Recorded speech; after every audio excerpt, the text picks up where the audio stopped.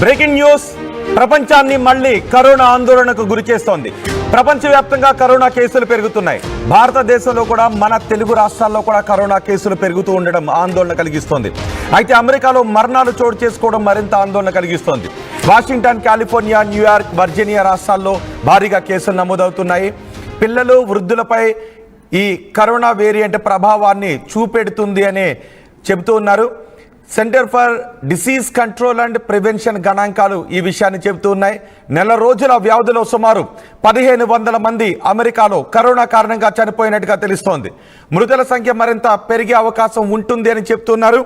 అయితే దీర్ఘకాలిక రోగాలు ఎవరిలో ఉంటాయో వాళ్ళు వీటి బారిన పడే అవకాశం ఉంటుంది అని చెప్తున్నారు. ఆందోళన అవసరం లేదు, గాబరా పడాల్సిన అవసరం లేదు, కానీ జాగ్రత్తగా మాత్రం ఉండాలి. మరీ ముఖ్యంగా ఎవరైతే దీర్ఘకాలిక రోగాలతో బాధపడుతూ ఉంటారో వాళ్ళు మరింత జాగ్రత్తగా ఉండాలి అని వైద్యులు సూచిస్తూ ఉన్నారు. దీర్ఘకాలిక రోగాలతో ఉన్నవారు కరోనా బారిన పడితే వాళ్లకు మరణాలు సంభవించే అవకాశాలు మిగిలిన వారితో పోల్చుకుంటే కొంచెం ఎక్కువగా ఉండే అవకాశం ఉంటుంది. కాబట్టి జాగ్రత్త తీసుకోండి, గాబరా ఆందోళన మాత్రం పడద్దు అని చెబుతున్నారు. అయితే ప్రస్తుతం వ్యాప్తి చెందుతున్న వేరియంట్ ఏంటో తెలుసా? ప్రస్తుతం ఈ వ్యాధి ఎక్కువగా వ్యాపించడానికి కారణం ఏంటో తెలుసా? ఆ వివరాలు ఇప్పుడు నేను మీకు చెప్పబోతున్నాను. నిపుణులు చెబుతున్న వివరాలే ఇప్పుడు నేను మీకు చెప్పబోతున్నాను. ప్రస్తుతం కరోనా వ్యాప్తికి కారణం NB181 వేరియంట్ అని అధికారులు చెప్తున్నారు, వైద్య అధికారులు చెప్తున్నారు. ఈ కారణంగానే కరోనా కేసులు అధికంగా పెరుగుతున్నాయని చెప్తున్నారు. ఇండియా, చైనా, ఆసియా దేశాల్లో ఇదే వేరియంట్ కేసులు నమోదవుతున్నాయి. అమెరికాలో మాత్రం కొంచెం మరణాలు ఎక్కువగా నమోదవుతున్నాయని. గతంలో కూడా మొదటి వేవ్లో అమెరికాలో ఎక్కువగా మరణాలు చోటు చేసుకున్న దృశ్యాలు మన కళ్ళ ముందు ఇంకా మెదులుతూనే ఉన్నాయి. అమెరికాలో ఏకంగా సామూహిక ఖననాలు జరిగాయి. ఎవరిని ఎక్కడ ఖననాలు చేస్తున్నారో తెలియని పరిస్థితుల్లో అప్పుడు అమెరికా ఉంది. శ్మశానాలు కూడా దొరకని పరిస్థితి అమెరికాలో ఉంది అంటూ ప్రపంచవ్యాప్తంగా పెద్ద ఎత్తున ఆందోళన వ్యక్తం చేసిన సందర్భం కూడా మనం చూడొచ్చు. 2019, 2021 సంవత్సరాల్లో ఈ కరోనా అమెరికాను ఏ విధంగా అతలాకుతలం చేసింది, అమెరికా మాత్రమే కాదు ప్రపంచవ్యాప్తంగా ఏ విధంగా అతలాకుతలం చేస్తుందో మన కళ్ళ ముందు ఇంకా మెదులుతూనే ఉన్నాయి. అందుకే కరోనా అంటే మరోసారి ప్రపంచం భయపడుతోంది. అయితే ప్రస్తుతం నమోదవుతున్న కేసులు NB181 వేరియంట్ కారణంగా నమోదవుతున్నాయి. ఆందోళన, గాబరా అవసరం లేదు, కానీ ఖచ్చితంగా మాత్రం జాగ్రత్తలు పాటించాలి అని వైద్యాధికారులు సూచిస్తూ ఉన్నారు.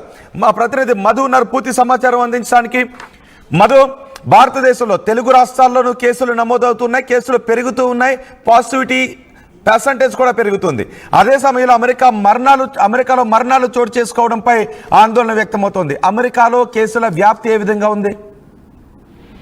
ఎగ్జాక్ట్లీ 350 కేసులకు పైగా నమోదై మృతి చెందినట్టుగా గుర్తించారు. కేవలం ఇది ఒక వారం రోజులనే కోవిడ్ తో మరణించినటువంటి వారి సంఖ్య కాస్త దీనిపైన ఆందోళన చెందుతా ఉన్నారు.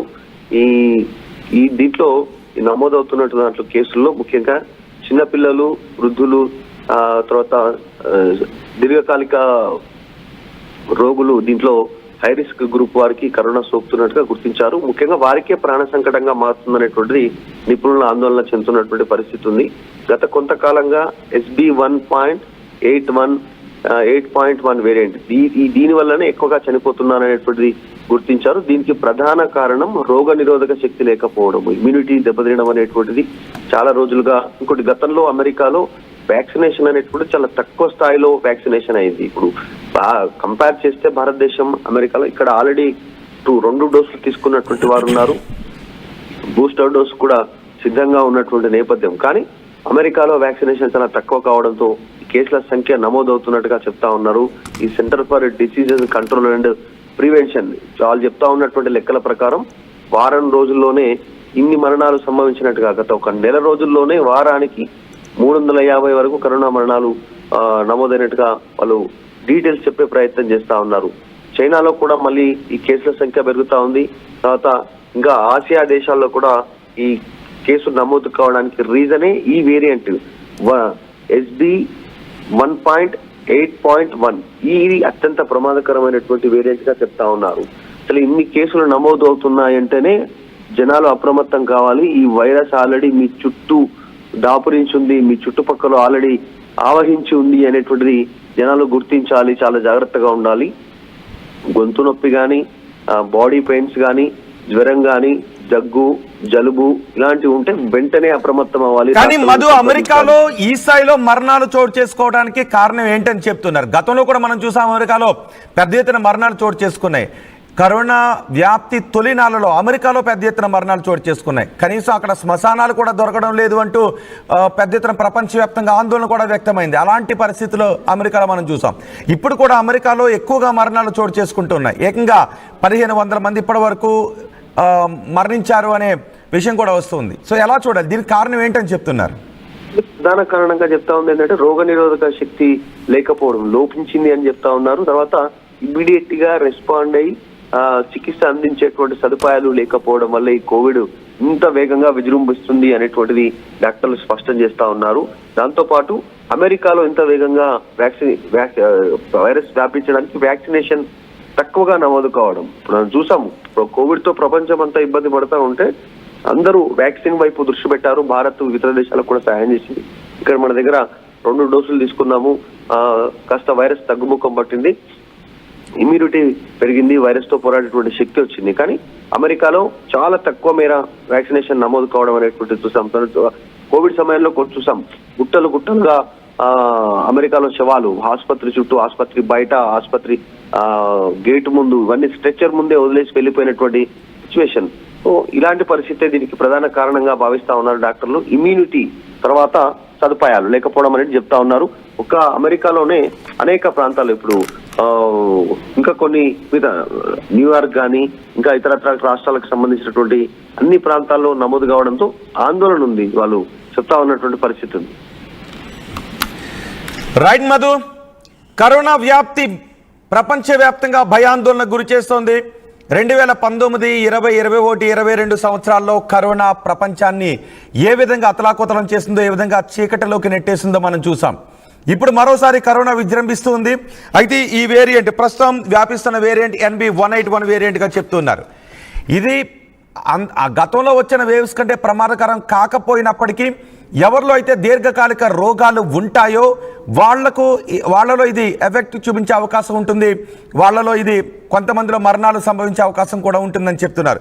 కాబట్టి దీర్ఘకాలిక రోగాలతో ఉన్నవారు ఈ వ్యాధి బారిన పడితే కొన్ని విపరీత పరిణామాలు సంభవించే అవకాశం ఉంటుంది. కాబట్టి జాగ్రత్తగా ఉండాలి, ఆందోళన పడొద్దు, గాబరా పడొద్దు, కానీ జాగ్రత్తలు మాత్రం అవసరం అని చెప్తున్నారు.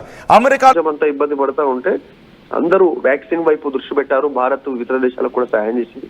ఇక్కడ మన దగ్గర 2 డోసులు తీసుకున్నాము, కాస్త వైరస్ తగ్గుముఖం పట్టింది, ఇమ్యూనిటీ పెరిగింది, వైరస్ తో పోరాడేటువంటి శక్తి వచ్చింది. కానీ అమెరికాలో చాలా తక్కువ మేర వ్యాక్సినేషన్ నమోదు కావడం అనేటువంటి చూసాం.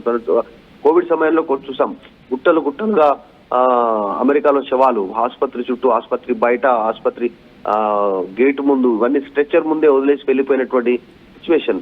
సో ఇలాంటి పరిస్థితే దీనికి ప్రధాన కారణంగా భావిస్తా ఉన్నారు డాక్టర్లు. ఇమ్యూనిటీ తర్వాత సదుపాయాలు లేకపోవడం అనేది చెప్తా ఉన్నారు. ఒక అమెరికాలోనే అనేక ప్రాంతాలు ఇప్పుడు ఇంకా కొన్ని న్యూయార్క్ కానీ ఇంకా ఇతర రాష్ట్రాలకు సంబంధించినటువంటి అన్ని ప్రాంతాల్లో నమోదు కావడంతో ఆందోళన ఉంది, వాళ్ళు చెప్తా ఉన్నటువంటి పరిస్థితి ఉంది. రైట్ మధు, కరోనా వ్యాప్తి ప్రపంచవ్యాప్తంగా భయాందోళనకు గురి చేస్తోంది. 2019, 20, 21, 22 సంవత్సరాల్లో కరోనా ప్రపంచాన్ని ఏ విధంగా అతలాకుతలం చేసిందో, ఏ విధంగా చీకటిలోకి నెట్టేసిందో మనం చూసాం. ఇప్పుడు మరోసారి కరోనా